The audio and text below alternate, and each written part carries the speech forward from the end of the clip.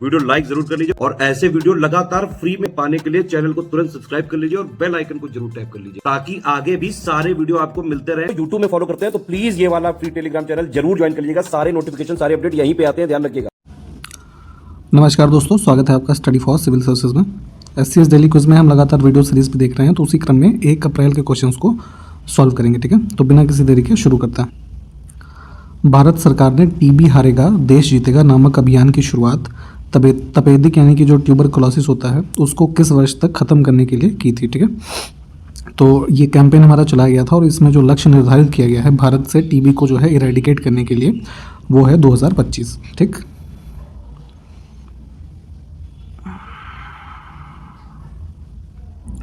निम्न में से किस एक्सप्रेसवे का नाम बदलकर अटल बिहारी वाजपेयी के नाम पर कर दिया गया है। ठीक है, तो यहाँ पे जो हमारा ये ग्वालियर चंबल एक्सप्रेसवे है इसको रीनेम किया गया था अटल बिहारी वाजपेयी जी के नाम पे। ठीक, रेडॉन के बारे में निम्न में से कौन सा कथन असत्य है। ठीक, तो हमारी जो रेडॉन गैस होती है, ठीक है, तो उसके बाद देखिए उसके लिए कुछ तथ्य लिखे हैं, देखते हैं। रेडॉन एक प्राकृतिक रूप से घटित रेडियोधर्मी गैस है। ठीक है, दूसरा है रेडॉन के कारण फेफड़ों का कैंसर हो सकता है। तीसरा है एक ये इनर्ट गैस होती है यानी कि अक्रिय गैस होती है, बिल्कुल ठीक है। रेडॉन गैस का रंग जो है हरा होता है, ये गलत है। ठीक, ऑप्शन सी को हम चुनेंगे। इसका जो कलर है या कलरलेस होती है क्या होता है, जरा कमेंट करके बताइए हमें। अगला देखिए, 1928 में वल्लभ भाई पटेल ने किस स्थान पर किसान आंदोलन का नेतृत्व किया था। ठीक है, तो यहाँ पे बारदोली सत्याग्रह की हम बात कर रहे हैं। 1928 का एक ये जो है पीजेंट मूवमेंट था जहाँ पर इसी मूवमेंट में महिलाओं के द्वारा सरदार पटेल जी को सरदार की जो है उपाधि दी जाती है वल्लभ भाई पटेल जी को। ठीक है, इसको भी ध्यान रखिएगा। अगला है, भारत में राष्ट्रीय जनसंख्या आयोग की स्थापना कब की गई थी। ठीक है, बात की जा रही है नेशनल पॉपुलेशन कमीशन की। ठीक, तो इसको बनाया गया था 11 मई 2000 सन में।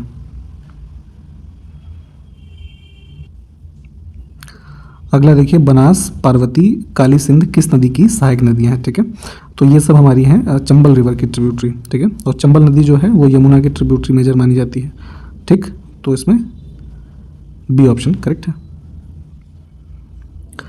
22 अगस्त 1907 को विदेशी भूमि पर भारतीय झंडा फहराने वाले पहले व्यक्ति कौन थे। ठीक है, तो पहले भी ये आपको बताया गया है कि जर्मनी के अंदर स्टटगार्ड में एक इंटरनेशनल कॉन्फ्रेंस हो रही थी, है ना, सोशलिस्ट कॉन्फ्रेंस।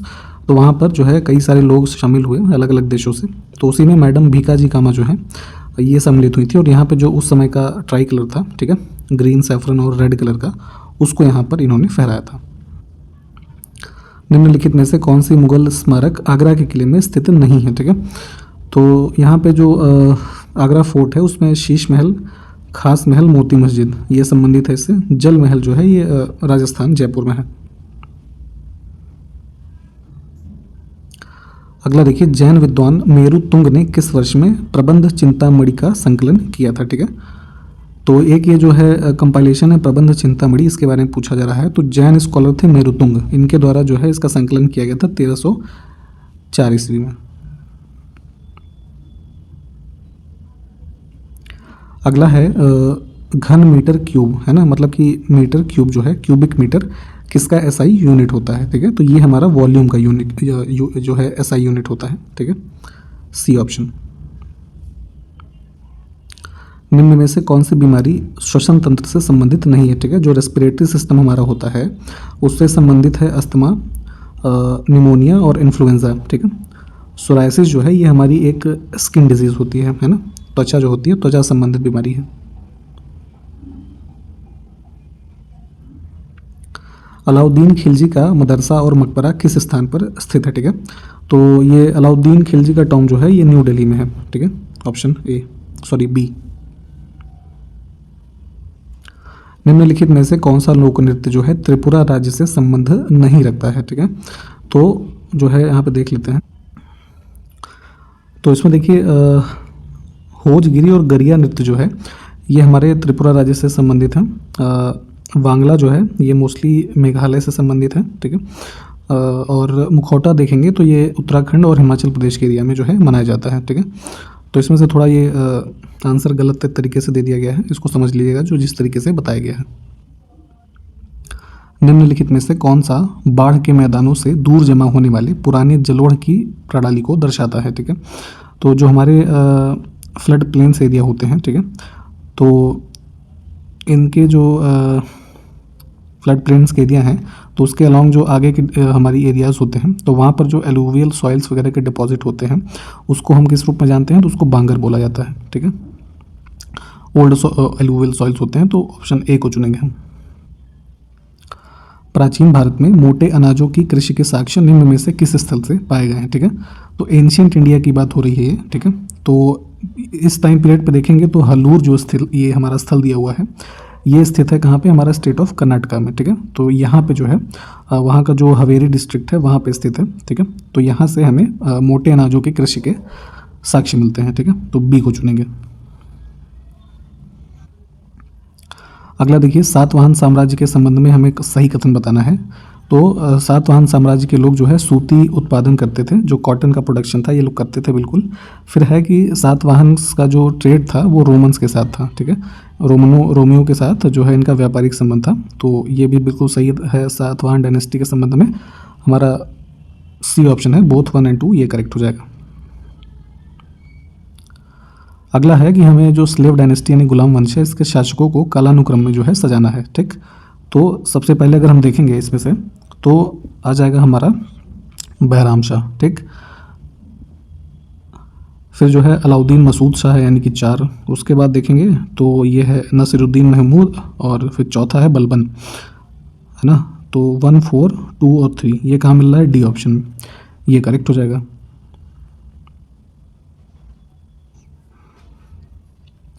अब हमें देखिए कंट्री और कैपिटल के संबंध में जो है इनको दोनों पेयरों को मैच करना है, ठीक है, दोनों लिस्ट को। तो पहला है हमारा पी, तो नामीबिया की कैपिटल है विंडहोक, है ना, 2 नंबर। तो पी का 2 कोड मिल रहा है हमें। तो ये सबसे पहले देखिए यही कहाँ मिल रहा है, सी ऑप्शन में, ये हमारा करेक्ट है। बाकियों के हिसाब से अरेंज करके इसको देख लीजिए आप, ठीक है। हम सी ऑप्शन को चूज़ करके आगे बढ़ेंगे।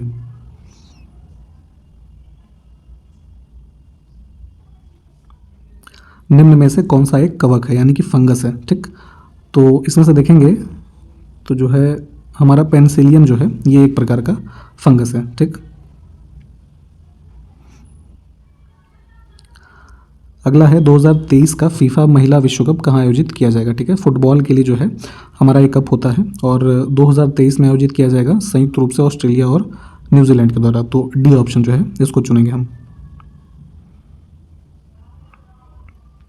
अगला है इसमें से किस टीम ने AFC महिला एशियाई कप भारत 2022 का जो फुटबॉल टूर्नामेंट है इसको जीता है, ठीक है। तो वुमेन्स एशिया कप जो है ये जीता था चाइना ने, ठीक है। किस टीम को हराया था जरा कमेंट करके बताइए। तो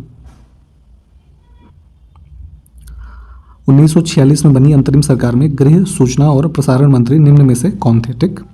तो इंटरिम गवर्नमेंट की बात हो रही है, इसमें होम और इंफॉर्मेशन मिनिस्टर थे ये वल्लभ भाई पटेल जी।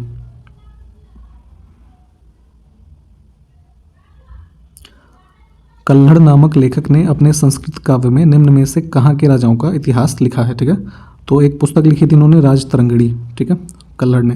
तो इसमें जो है कश्मीर के जो यहाँ पे किंग्स हैं उनके बारे में हिस्टोरिकल जो बैकग्राउंड्स है उसको मेंशन किया गया है। 1782 में निम्नलिखित में से किसने हिंदुस्तान का प्रथम मानचित्र बनाया, ठीक है। तो फर्स्ट मैप ऑफ इंडिया जो इस टाइम पे यहाँ पे ईस्ट इंडिया कंपनी के टाइम पीरियड में जो बना है जेम्स रेनेल थे, इन्होंने बनाया था। तो ये वर्ष और बनाने वाले दोनों का नाम याद रखिएगा, बी करेक्ट है। अगला है जैन त्यौहार पर्युषण, है ना, पर्युषण पर्व हर साल हिंदू कैलेंडर के किस महीने में मनाया जाता है, ठीक है। तो त्यौहार का नाम देखिएगा, पर्युषण जो है वो जैन फेस्टिवल है और इसको मनाते हैं सावन के बाद जो भाद्रपद का महीना आता है उसमें, ठीक है, बी ऑप्शन।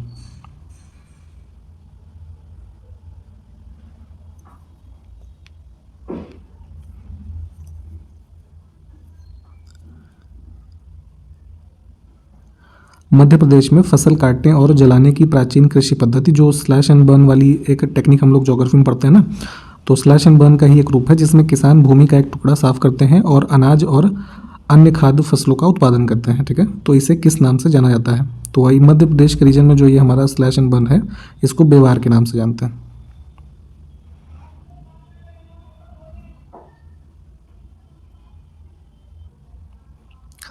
अगला देखिए, सिंधु घाटी सभ्यता का सबसे उत्तरी स्थल यानी कि नॉर्दर्न मोस्ट जो साइट है वो कौन सा है इसमें से, ठीक है। तो ऐसे देखेंगे तो जम्मू का जो रीजन है यहाँ पे स्थित है मांडा, ठीक है, जो हमारी चिनाब रिवर है उसके दाहिने बैंक पे ये स्थित है। डी ऑप्शन को चुनेंगे हम। निम्नलिखित में से कौन सा स्मारक ताजमहल के पूर्वी भाग में स्थित है? तो आगरा में जो ताजमहल है उसकी लोकेशन आप देखेंगे तो उसके ईस्टर्न पार्ट में एक जो इसमें से आगा खान की हवेली है ये पड़ती है, ठीक। आगा खान कौन थे जरा कमेंट करके बताइए ये मुगल डायनेस्टी के संबंध में। भारतीय संविधान की निम्नलिखित अनुसूचियों में से कौन सी संघ और राज्यों के बीच शक्तियों और कार्यों के आवंटन को परिभाषित करती है, ठीक है। तो जो हमारी पावर और फंक्शंस हैं यूनियन और स्टेट के बीच में उसको डेफिनेशन और एलोकेशन जो दिया है हमारे संविधान की 7वीं अनुसूची में दिया है, ठीक है। इसमें से सी ऑप्शन जो है ये करेक्ट है। निम्नलिखित में से कौन सा संविधान संशोधन अधिनियम भारत बांग्लादेश समझौते से संबंध रखता है, ठीक है। तो इधर देखेंगे तो इंडिया बांग्लादेश का जो बॉर्डर है, ठीक है, तो उसमें से कुछ जो लैंड्स हैं वो एक्सचेंज किए गए थे दोनों देशों के बीच, है ना। तो इसी के संबंध में एक कॉन्स्टिट्यूशनल अमेंडमेंट किया गया था, है ना, इंडिया बांग्लादेश पैक्ट के नाम से। तो ये है हमारा 100वां संविधान संशोधन अधिनियम 2015 में किया गया था, ठीक है। अगला देखिए, लिच्छवियों के प्रमुख की बेटी कुमार देवी का विवाह किससे हुआ था, ठीक है। तो जो लिच्छवी डायनेस्टी थी तो इस यहाँ पे देखेंगे इनमें इनकी एक पुत्री कुमार देवी जो है इनका विवाह चंद्रगुप्त प्रथम से हुआ था, ठीक है, जो गुप्त वंश से संबंधित है, ऑप्शन बी।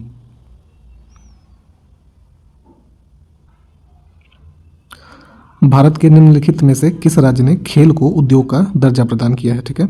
तो जैसे हमारी डिफरेंट मैन्युफैक्चरिंग इंडस्ट्रीज होती हैं तो उसी क्रम में इंडस्ट्री का एक स्टेटस दिया गया है गेम्स को यहाँ पे मिजोरम में, ठीक है, ऑप्शन सी। निम्नलिखित में से कौन सा पर्व सिक्किम राज्य में मनाया जाता है, ठीक है। तो सिक्किम में देखेंगे तो सोनम लोचार जो है ये पर्व हमारा सिक्किम से संबंधित है।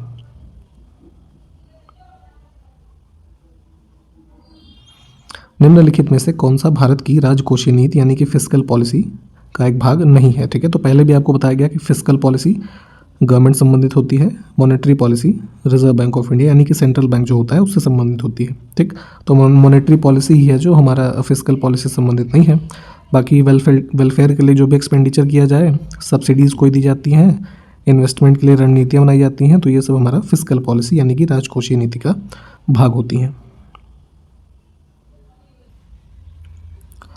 अगला देखिए, भारतीय संविधान के अनुसार आधिकारिक कामकाज हेतु अंग्रेजी भाषा का उपयोग निम्न में से किस वर्ष में बंद कर दिया गया था, ठीक है।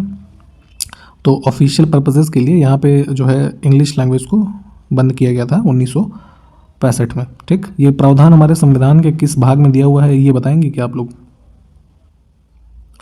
अगला देखिए, किसी देश का सकल घरेलू उत्पाद यानी कि जीडीपी की बात हो रही है, ठीक है। तो निम्नलिखित में से किन क्षेत्रों में उत्पादन का योग होता है यानी कि एडिशन होता है, सम होता है, ठीक। तो जीडीपी के बारे में पहले मैंने बताया है कि किसी देश की या किसी इकोनॉमी की जो वॉल्यूम मापी जाती है वो जीडीपी के द्वारा ही मापी जाती है, ठीक है। तो जीडीपी में जो हमारे क्षेत्रों का उत्पादन शामिल होता है ना, जैसे हम देखते हैं ना कि एक वर्ष में जितने भी गुड्स और सर्विसेज प्रोड्यूस होती हैं किसी पर्टिकुलर इकोनॉमी में वो जीडीपी होती है। तो इसमें प्राइमरी सेक्टर, सेकेंडरी और टर्शरी, है ना, ये तीनों सेक्टर जो होते हैं इन्वॉल्व होते हैं। जैसे प्राइमरी में एग्रीकल्चर वगैरह हो गया, सेकेंडरी में आपका इंडस्ट्रीज़ वगैरह हो गया, मैन्युफैक्चरिंग, है ना, टर्शरी में सर्विस सेक्टर आ गया। तो इन सब का जो है सम होता है हमारा जीडीपी।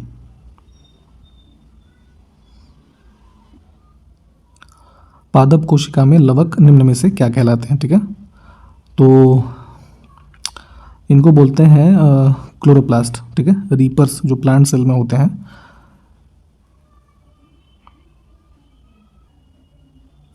निम्नलिखित में से कौन से नए वलित पर्वत हैं यानी कि न्यू फोल्ड माउंटेन्स हैं, ठीक है। तो हिमालयन रेंजेस जो हैं हम इनको फोल्ड माउंटेन के रूप में पढ़ते हैं और ये फोल्ड माउंटेन्स ही हैं। तो शिवालिक रेंज जो इसमें से दी हुई है ये क्या है, हमारे यंग फोल्डेड माउंटेन्स होते हैं।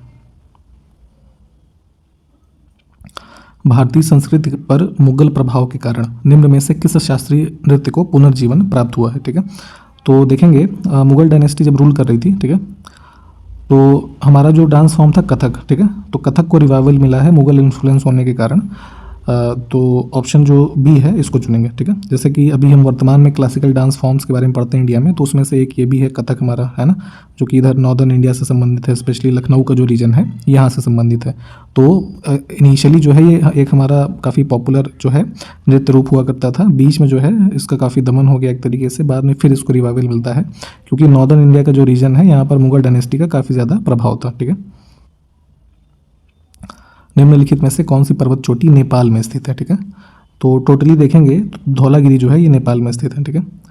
आपका सी ऑप्शन करेक्ट हो जाएगा। अगला है एग्जाम वॉरियर्स नामक पुस्तक निम्न में से किसने लिखी है, ठीक है। तो ये पुस्तक है प्राइम मिनिस्टर नरेंद्र मोदी की, है ना, एग्जाम वॉरियर्स।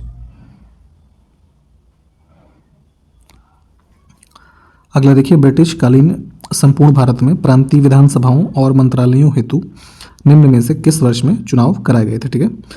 तो यहाँ पे प्रोविंशियल असेंबलीज और मिनिस्ट्रीज़ के लिए पूरे इंडिया में इलेक्शंस हुए गवर्नमेंट ऑफ इंडिया एक्ट जो 1935 का आया था उसके अंतर्गत 1937 में। निम्नलिखित में से किस ब्राह्मण ने अपना पारंपरिक व्यवसाय त्याग दिया और कर्नाटक में सफलतापूर्वक एक साम्राज्य की स्थापना की, ठीक है। तो यहाँ पे देखेंगे तो चूंकि ब्राह्मण वर्ग जो है पुरोहितों का काम करते थे, है ना, मोस्टली, तो इन्होंने इस जो व्यवसाय है इसको त्याग करके कर्नाटक में जो है कदम्ब डायनेस्टी की स्थापना की थी, ठीक है। तो उसी के बारे में पूछा जा रहा था, ये थे कदम्ब मयूर शर्मन।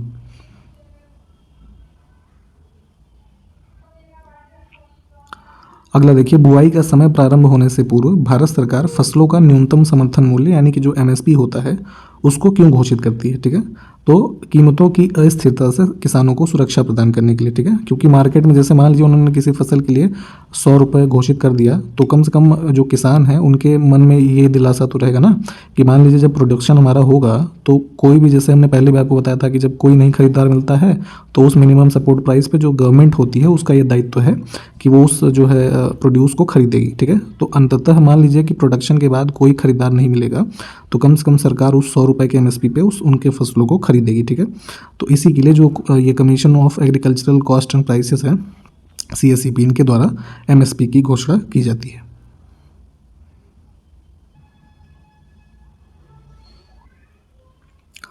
अगला देखिए, राष्ट्रमंडल खेल महासंघ के निर्देशानुसार 7वें राष्ट्रमंडल युवा खेलों का आयोजन किस वर्ष में किया जाएगा, ठीक है। तो कॉमनवेल्थ यूथ गेम्स की बात हो रही है, तो जो है कॉमनवेल्थ गेम्स फेडरेशन के अनुसार जो ये 7th एडिशन आयोजन होना था ये अगस्त के महीने में 2021 में होना था, ठीक है। कहाँ पर, तो ये त्रिनिदाद और टोबैगो जो रीजन है ना, लैटिन अमेरिकन रीजन में, वहाँ पे, ठीक।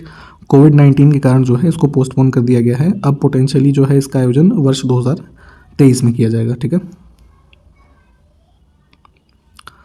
निम्न में से किस प्रकार की कृषि मानसून तथा मृदा की प्राकृतिक उर्वरता पर निर्भर होती है, ठीक है। तो ऐसी कृषि जिसमें कि मतलब नेचुरल फर्टिलिटी हो, है ना, कोई भी पेस्टिसाइड हो या फिर जो खाद वाद है उसका प्रयोग ना किया जाता हो, और उनमें जो वाटर की रिक्वायरमेंट है वो मानसून के ऊपर निर्भर हो, ठीक है। तो इस प्रकार की कृषि को बोलते हैं ये प्राचीन निर्वाह कृषि, ओल्ड सब्सिस्टेंस एग्रीकल्चर, ठीक है। ऑप्शन बी जो है इसको चुनेंगे। प्राचीन भारत में पत्थर के औजार बनाने के लिए निम्न में से किस तकनीक का उपयोग किया जाता था, ठीक है। तो एंशियंट इंडिया की बात हो रही है, जब यहाँ पे अर्ली जो हमारे ह्यूमन सेटलमेंट्स वगैरह डेवलप होते थे तो उसमें प्रेशर फ्लैकिंग जो है इस टेक्निक का यूज़ करके पत्थर के औजार बनाए जाते थे, ठीक है। इसमें पत्थर जो होता था उसको एक जो है सरफेस पे रख के फिर पत्थर के जो है दूसरे पत्थर से इनको जो वो नुकीला सिरा होता था इन सबको शार्प वगैरह किया जाता था। तो कुछ इस टेक्निक से हमारी संबंधित थी प्रेशर फ्लैकिंग टेक्निक, ठीक है। इसको एक सर्च करके एक बार ज़रूर पढ़ लीजिएगा। फिलहाल ए करेक्ट है, और इसी प्रश्न के साथ वीडियो भी समाप्त करेंगे। नेक्स्ट वीडियो में मिलते हैं। नमस्कार, जय हिंद।